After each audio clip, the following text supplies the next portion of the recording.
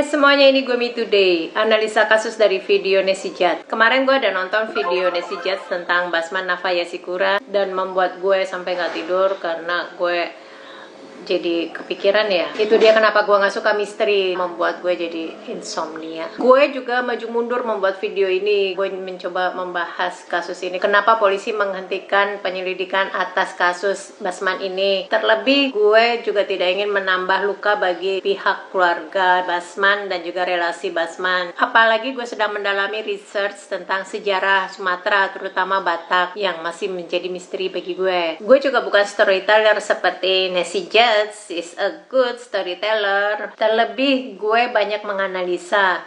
Tapi oke, gue akhirnya membuat video gue ini. Gue tidak bermaksud untuk menjadi inspirasi. Sama seperti Nesijat, dibutuhkan kedewasaan dan kebijakan di dalam menyikapi video gue ini. Rabu 24 Mei tahun 2023, Basman pergi ke sekolah seperti hari-hari biasanya, tapi gue udah persingkat dulu ya. Gue udah buat kronologinya yang seperti ini. Saat melakukan pemeriksaan di lantai 8, polisi menemukan ada sebuah tangga besi yang terpasang ke arah atap. Ya, infonya setelah kejadian ini akhirnya pihak sekolah baru mengetahui kalau ternyata siswa-siswa itu sering naik ke rooftop. Gak lama setelah kejadian itu, CCTV rusak. Jadi tidak ada bukti kejadian ya, tidak ada bukti rekaman ya. Walaupun aneh, setidaknya kan ada rekaman sebelum rusaknya itu. Yang kejanggalannya sih, apa tidak ada pemeriksaan berkala dari pihak sekolah ngecek rekaman CCTV yang ngecek apa sih kegiatan siswa pada saat istirahat atau jam-jam berapa kira-kira siswa ada kabur atau ada yang hilang. Basman itu sempat kelihatan bahwa dia tidak berada di sekolah, melainkan di jembatan Kembar Goa. Kita lihat dulu GPS-nya kayak gini, jaraknya setengah jam lebih. Agak-agak pegel nih kalau naik motor nih. Kita nggak pernah lihat handphonenya ada sama dia. Mungkinkah handphone Basman sempat ada di lokasi yang berbeda? Jadi dia kantongin atau masukin ke dalam tas. Karena gue dapat infonya dari site ini, Trans Tribun News. Ternyata setelah dia sampai ke jembatan itu, mamanya Basman ngecek posisinya ada di mana dan kemudian dihubungin Basman itu, disuruhlah berangkat ke sekolah. Akhirnya Basman ke sekolah. Namun tidak langsung ke kelas, Basman langsung menuju ke lantai 8. Di lantai 8 ini Basman sempat berkomunikasi dengan ibunya seraya membuktikan bahwa dia sudah di sekolah. Berarti handphone tetap ada di Basman. Dia sampai di sekolah pukul 9.21. Berarti dia di jembatan itu beberapa lama. Cuma yang jadi pertanyaannya, apa yang Basman lakukan di jembatan itu? Karena menurut data yang gue dapat ini,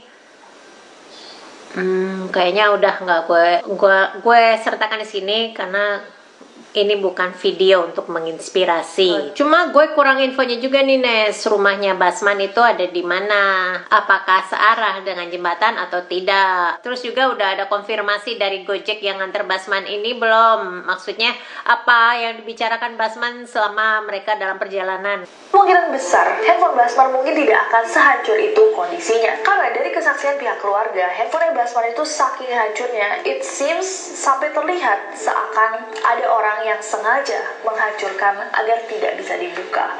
Oke, soal handphone, jika sengaja dihancurkan, apa tidak lebih baik kalau handphone itu dihilangkan?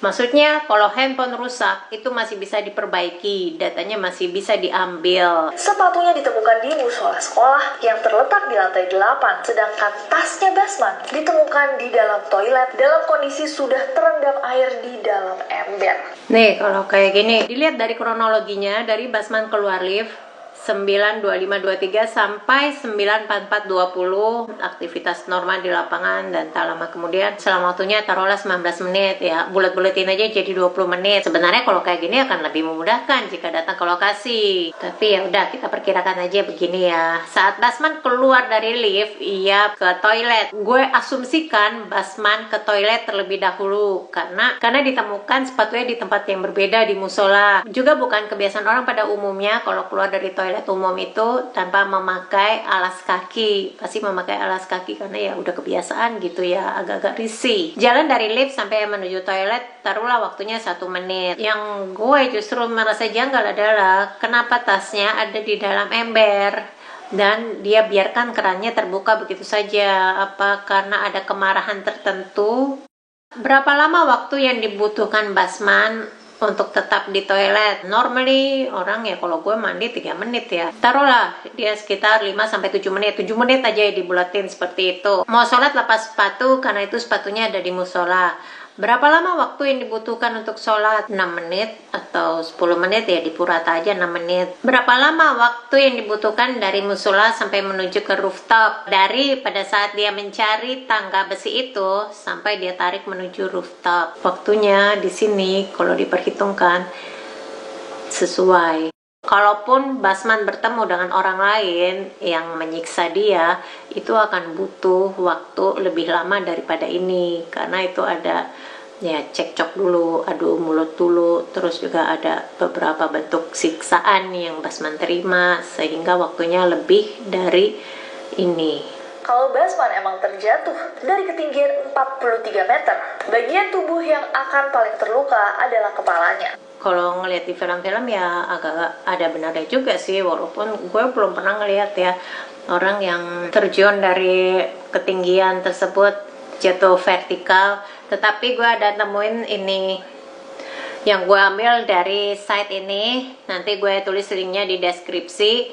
Sekali lagi gue minta butuh kebijakan dalam menonton video gue ini, karena gue bukan menginspirasi. Posisi tubuh pada saat jatuh dari tempat ketinggian, jatuh vertikal itu menentukan tingkat cedera yang akan dideritanya. Simpelnya gini aja, pernah nggak kamu ngelihat orang terjun payung? Dia kan bisa sampai muter-muter atau bisa sampai begini-begini, menukik dan segala macam ya. Sampai pada saat dia di ketinggian tertentu, dia menentukan untuk jatuh dengan posisi. Karena pada saat orang memilih untuk jatuh posisi tegak, lurus, itu ternyata adalah posisi yang paling bagus tidaknya ya. Aduh, gimana ya gue bilangnya. Tapi kalau misalnya ada yang bertanya, ya kan beda, itu kan terjun payung, butuh waktu lebih lama untuk berpikir bagaimana caranya mengubah posisi tubuhnya. Nah, kalau kayak gini nih, main fisika dulu. Oke, infonya, gedung itu tingginya 43 meter dengan G 10 meter per second kuadrat. Yang ditanya itu adalah T-nya. Melalui rumus yang ini, berarti waktu yang dibutuhkan adalah 3 second. Gue tanya balik kalau gitu, berapa lama waktu yang dibutuhkan supaya lo bisa menunduk? Sampai 1 detik kira-kira. Maksudnya seperti yang gue dapat di artikel ini, jika jatuh pada posisi vertikal, maka yang cedera itu adalah kakinya. Dan kondisi seseorang yang menderita cedera itu sebagai berikut: trauma dada, trauma abdomen dengan laserasi hati derajat 3, laserisasi limpa derajat 2, dan ginjal kanan mengalami devaskularisasi, cedera otak traumatis ringan, blunt trauma kemarin sih kalau yang gue baca ya, fraktur calcaneus tipe depresi sendi kiri. Selanjutnya gue nggak gitu ngerti si bahasanya, tapi gue akan sertakan di sini. Ini adalah korban yang jatuh di ketinggian 30 meter, walaupun tingginya 30 meter sih, bukan 43 ya, tidak sama, tetapi dia survive karena pada saat dia jatuh, dia itu bukan jatuh di daratan yang keras seperti aspal atau paving, tapi dia jatuh di tanah. Korban recovery dan hasil tunjakan ini setelah pemasangan pen, jadi dapat dilihat di mana saja cedera yang ia alami. Sebagian besar dari kasus panjat tebing yang jatuh dengan posisi kaki lebih dahulu akan menyebabkan keseliosan sederhana yang mempengaruhi sendi pergelangan kaki, siku, dan bahu. Analisis retrospektif yang mengungkapkan bahwa fraktur tulang belakang dan tungkai bawah merupakan pola cedera yang paling sering terjadi pada korban selamat dari jatuh vertikal dari ketinggian. Jatuh dengan kedua kaki lebih dulu akan berbeda jika jatuh dengan kepala lebih dahulu. Dan kita tidak bisa samakan tubuh kita, kepala kita dengan semangka.